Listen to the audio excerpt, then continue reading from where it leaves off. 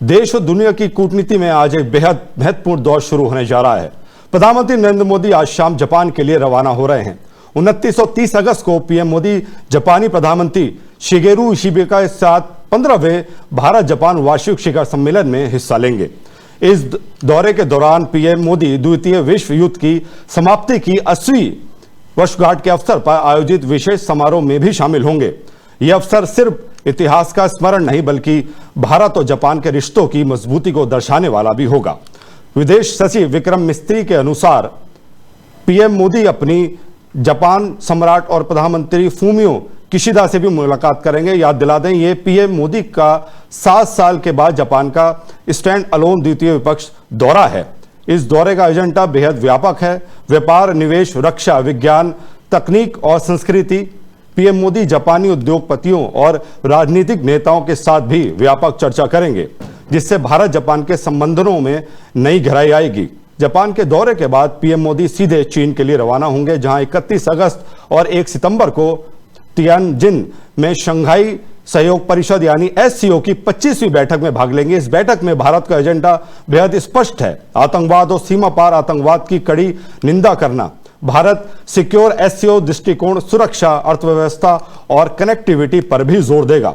इस दौरान पीएम मोदी चीन में स्टार्टअप फोरम, युवा वैज्ञानिक सम्मेलन और बौद्ध धरोहर प्रदर्शनी जैसी महत्वपूर्ण गतिविधियों में भी शामिल होंगे।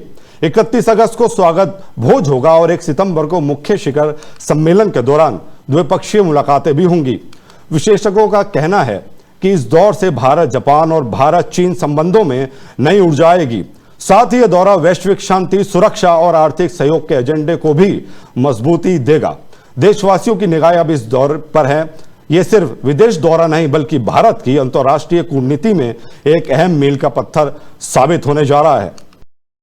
India and Japan are two countries that share values, trust and strategic outlook on several issues. They are two of Asia's leading democracies and amongst the top 5 world economies. Our bilateral relations have expanded steadily in scope and ambition over the last decade, and today comprise trade and investment, defense and security, science and technology, infrastructure and mobility, people-to-people contact, and vibrant cultural engagement between the two sides.